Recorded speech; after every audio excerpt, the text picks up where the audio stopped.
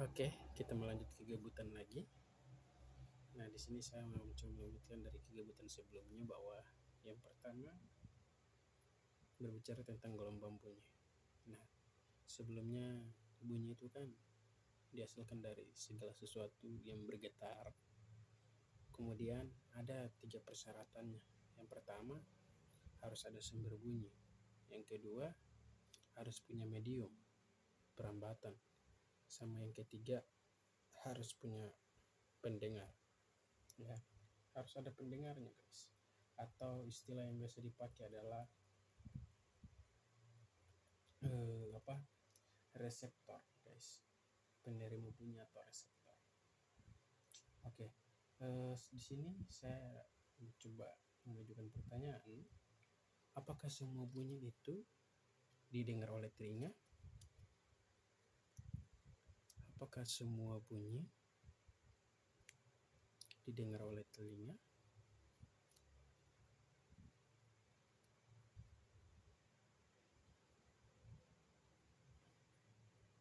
Bagaimana, guys, menurut kalian? Apakah semua bunyi didengar oleh telinga? Ya, nggak tahu ya, namanya juga baru belajar. Benar juga itu. Nah, di sini belum tentu, guys, jawabannya. Belum tentu. Lah, kok bisa belum tentu? Karena tergantung, guys. Tergantung apanya nih? Tergantung sama frekuensinya, ya. Besar atau kecilnya frekuensi bunyi, ya, gitu, guys. Frekuensi bunyi tergantung dengan ini, guys. Kita ya secara logika ya, kalau frekuensinya besar ya pasti kita bisa dengar. Kalau frekuensinya kecil, reseptor kita di dalam telinga nggak bisa mendengar, guys. Nah, makanya belum tentu ya semua benda yang bergetar, semua yang menghasilkan bunyi itu bisa didengar oleh telinga. Karena tergantung lagi pada frekuensi bunyinya, guys. Nah, mau saya flashback lagi, apa itu frekuensi? Nah, frekuensi itu adalah banyak getaran yang terjadi atau sumber bunyi per detik. Nah, sumber bunyi per detik. Nah, kan kita tahu bahwa frekuensi itu banyaknya getaran per detik. Getaran itu kan sumber bunyi. Nah, makanya di sini pengertiannya sudah agak lebih fokus kepada frekuensi bunyi lah ya. Sumber bunyi per detik. Oke. Nah, kalau kita punya frekuensinya sama dengan 20 Hz, ya guys ya, artinya ini sumber bunyinya ini terjadi dalam 1 detik ya. Artinya kalau 20 Hz itu dalam 1 detik terjadi 20 getaran. 20 getaran. Nah, bisa bedakan itu kan, guys? Oke. Nah, berdasarkan frekuensi, nah ada 3 jenis frekuensi yang akan kita pelajari saat ini. Yang pertama adalah infrasonik. Yang pertama ini, guys, namanya infrasonik. Ini S ya. Infrasonik. Nah, infrasonik itu benda yang bergetar ya. Benda yang bergetar kurang dari 20 kali ya, 20 Hz atau 20 kali per detik, guys. Per detik. Nah, ini kurang dari loh, guys. Nah, sehingga frekuensi bunyi ini untuk infrasonik ini nggak bisa didengar oleh manusia, guys. Kenapa? Karena frekuensinya sangat kecil ya, bahkan kurang dari 20 ya. Frekuensi ini hanya bisa didengar oleh jangkrik ya, terus hanya bisa didengar oleh anjing, guys. Makanya biasa anjing tuh digunakan ya untuk menjaga rumah dan sebagainya. Kenapa?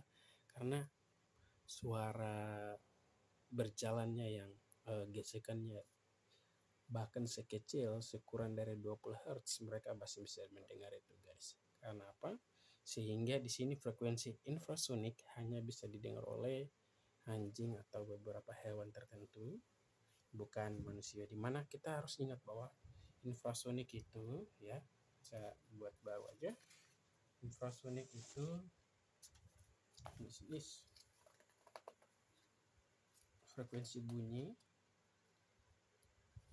berdasarkan jumlah frekuensinya dia dibedakan menjadi 3, ya. Tadi yang pertama itu kita sudah belajar bahwa infrasonik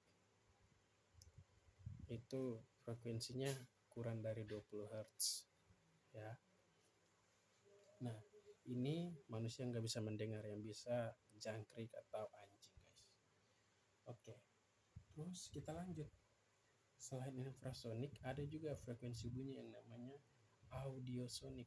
Nah, audiosonik. Audiosonik ini bunyi yang bisa ditangkap atau diterima oleh telinga manusia dan sebagian besar hewan. Nah, dia punya frekuensi itu sekitar dari 20 Hz, ya guys ya, sampai 20.000 Hz. Guys, jadi nah ini adalah frekuensi bunyi yang bisa didengar oleh manusia, bahkan beberapa hewan tertentu, yaitu kisarannya dari 20 Hz hingga 20.000 Hz, guys. Manusia bisa mendengar ini. Oke, terus yang berikut adalah namanya ultra. Ya, ultra berarti besar ya. Ultrasonik. Ultra, ekstra, ya itu pasti besar adanya. Ya, ini frekuensi getarannya lebih dari 20.000. Wah, ini besar banget ya guys ya. Nah, sehingga rata-rata ini yang bisa mendengar ini adalah anjing, ya, kelelawar, dan lain-lain, guys. Bahkan lumba-lumba pun juga bisa menggunakan. Lumba-lumba pun menggunakan ini frekuensi bunyi dengan besarnya frekuensi lebih dari 20.000 Hz. Nah, karena ini juga digunakan oleh anjing dan kelelawar, biasanya ini biasa dipakai di kelelawar ya guys ya, frekuensi sekian ini. Misalnya kita tahu bahwa kalau di malam hari kan kelelawar tuh dia nggak bisa melihat ya guys, matanya tidak bekerja dengan baik pada saat malam hari, sehingga dia menggunakan frekuensi ultrasonik ini guys. Jadi dia akan coba memancarkan sesuatu. Misalnya kalau dia ketemu tiang listrik kan, kalau frekuensinya balik ya, semakin dia dekat kan frekuensinya akan berbanding terbalik nih guys. Nah, dengan demikian dengan frekuensi ultrasonik ini membantu dia untuk mendeteksi, oh bendanya sejauh ini, saya harus balik, oh musuhnya saya di depan, saya harus mengejar dan sebagainya guys. Nah, sehingga orang bilang kok bisa kelelawar bisa jalan malam hari. Nah, ternyata memang dia menggunakan mata, tapi dia menggunakan gelombang dari salah satu frekuensi bunyi, yaitu ultrasonik guys. Seperti itu. Nah, dengan demikian dapat disimpulkan kelelawar dia keluarkan bunyi ultrasonik ini untuk melihat dan mendengarkan pantulan. Ya, seperti itu guys. Oke, sekarang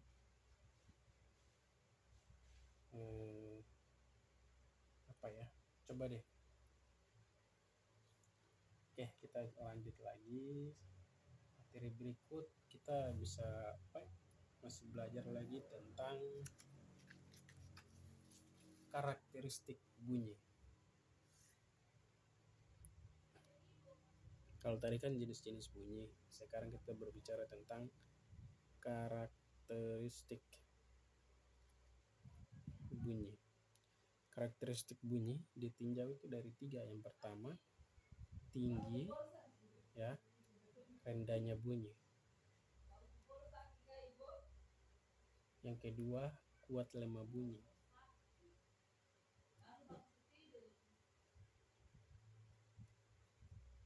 Sama yang ketiga, nada, desa, kemudian dentum guys. Nah, kita akan belajar tentang ini. Terus ditambah lagi dengan satu, yaitu warna dan kualitas bunyi. warna dan kualitas bunyi. Nah, ini guys, berdasarkan karakteristik bunyi dibagi menjadi 4. Ya, bisa didengar ulang. Yang pertama itu tinggi dan rendahnya bunyi, kuat lemahnya bunyi, ya kan? Kemudian nada desa dentung, sama warna dan kualitas bunyi. Nah, kita biar lebih mudah kita pelajari satu-satu ya. Kita mulai dari tinggi rendahnya bunyi.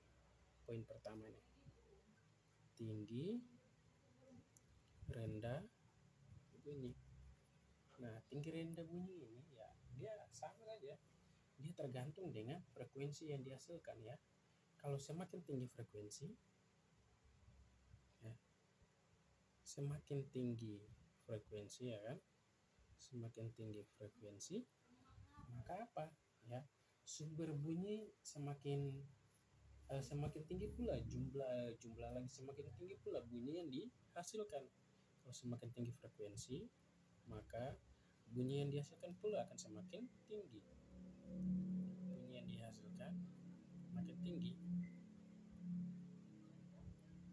makin tinggi guys. Kayak gitu tuh, benar kan? Kemudian kita sama kebalikannya juga. Kalau semakin rendah frekuensi, ya, semakin rendah frekuensi, ya, maka bunyi yang dihasilkan juga pasti rendah guys. Rendah pula bunyinya. Nah, nanti contohnya saya coba kasih contoh, misalnya apa ya? Contohnya saya punya graputala lah, sebuah besi ya. Nih, graputala, atau kalau kamu namanya graputala lah, besi yang cabang-cabang kayak gini. Kalau besi ini 360 Hz ya, ini 400 Hz, ini 440 Hz. Nah, dari sini kita sudah tahu bahwa yang mana dari ketiga graputala ini yang punya sumber bunyi ya, yang menghasilkan bunyi yang lebih tinggi. Dari sini kita sudah bisa lihat, lihatnya dari jumlah frekuensinya. Kita tahu kalau graputala pertama 360, kedua 400 Hz, ketiga 440. Berarti graputala yang bunyinya tinggi tuh yang ini dong, karena frekuensinya tinggi. Kalau graputala yang bunyinya rendah adalah yang frekuensinya rendah. Seperti itu guys. Jadi ini bunyi paling rendah, yang ini bunyi paling tinggi. Sudah? Nah, pertama sudah selesai ya. Kita sekarang berbicara tentang kuat lemahnya bunyi.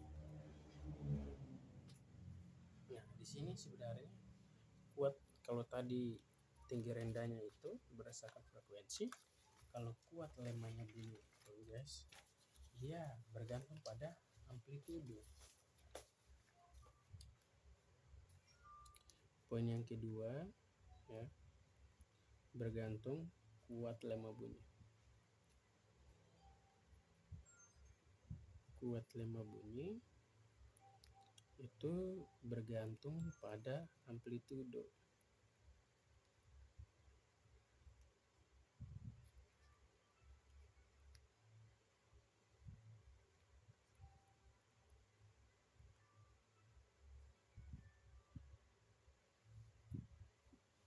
Ya, contoh misalnya sama ya,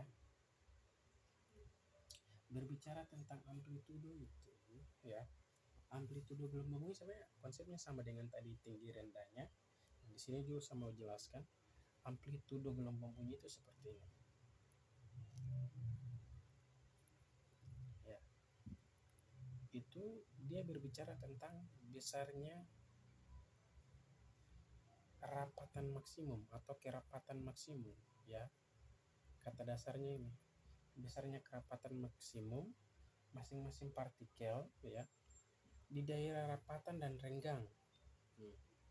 Di daerah rapatan dan renggang. pada gelombang bunyi.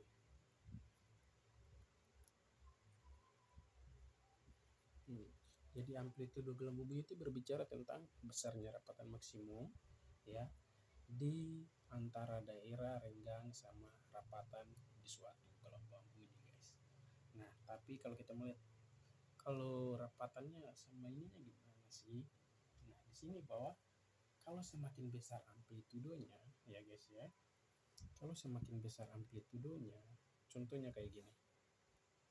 Kita punya gelombang apa nih? Longitudinal. Nah, ini amplitudonya kan besar nih, guys. Kalau semakin besar amplitudonya ya, berarti bunyi yang dihasilkan juga pasti besar kan? Pasti tinggi. Tahu semakin kuat, semakin besar amplitudonya, bunyinya makin kuat. Amplitudo besar. Contohnya kayak gini ya. Amplitudo itu kan simpangan. Kan semakin besar dia nih amplitudo. Bunyinya pasti kuat. Berbeda lagi kalau misalnya amplitudonya kecil gini, guys. Ya, kalau amplitudonya lemah ya atau kecil ya, ini amplitudo nih yang enggak segaris gelombang nih, amplitudo. Ini juga amplitudo. Kalau amplitudonya lemah ya, sudah pasti bunyinya juga lemah atau bunyi yang dihasilkan adalah kecil, guys. Nah, itu kayak contohnya misalnya kamu fullkan suara handphonemu ya untuk mendengar video ini. Kalau semakin full volumenya 100% ya, maka bunyi yang dihasilkan pun juga akan semakin besar. Namun ketika kamu memperlambat atau turunkan volumenya atau seperti amplitudo yang diturunkan ini, pasti bunyi yang dihasilkan pun juga semakin kecil seperti itu, guys. Nah, sekiranya gelombangnya kayak gini, guys. Kalau semakin besar amplitudonya besar banget, kalau semakin kecil amplitudonya kecil banget, guys. Sudah? Oke, saya genapin lah 20 menit. Sekarang kita belajar tentang nada. Nada. Apa itu nada? Nada itu ya, pernah lihat orang main nada gak? Melodi. Nada itu ya, yaitu berupa nada ya, guys ya. Nah, ternyata itu kan dia seirama kayak kan. Kalau kita dengar nada dari alat musik, rasanya menyenangkan ya di telinga. Ya, enak didengar gitu. Nah, jadi nada itu apa? Ternyata nada itu adalah bunyi ya, bunyi yang punya frekuensi teratur. Punya frekuensi teratur. Nah, makanya kenapa enak di telinga, karena dia punya frekuensinya. Kalau istilahnya dalam 2 menit harus tinggi, kemudian 1 menitnya lagi, menit ketiga harus rendah. Dia akan terus-teruskan, dia jadinya teratur gitu. Makanya kita enak didengar, enak di telinga gitulah. Sudah? Oke, itu dimaksud dengan nada. Berbeda dengan desa. Waduh, desa, guys. Desa ini bukan kampung ya, guys. Atau yang lainnya. Oke. Jadi desa ini adalah bunyi yang kebalikan. Desa ini kebalikan dari nada. Bunyi yang frekuensinya tidak teratur. Tidak teratur. Ya, ini contohnya misalnya kamu jalan ke pasar lah ya. Sudah pasti jelas. Suara atau frekuensi dari masing-masing orang itu sangat berbeda. Yang menawar sama yang menjual hasil kebun atau hasil laut sangat berbeda di sana ya. Sehingga kita bisa katakan salah satu contoh dari desa itu ketika kita melihat frekuensi bunyi yang terjadi di pasar malam maupun pasar siang dan sore segala macamnya. Oke. Nah, sekarang dentum. Kalau tadi nada desa, sekarang dentum. Ya. Dentum ini adalah ya, bunyi keras yang masih bisa didengar oleh telinga manusia.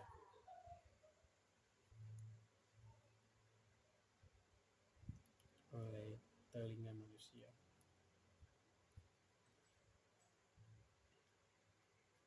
Nah ini dentum guys, misalnya knalpot motor RS King, itu kan gede banget kan, bunyinya keras banget kan. Nah kita masih bisa dengar. Misalnya tuanya kapal, tuanya gitulah ya. Sudah guys, oke. Sama yang terakhir, gak usah lah, sudah cukup 20 menit. Oke, sampai sini aja. Sampai bertemu di kegabutan berikutnya.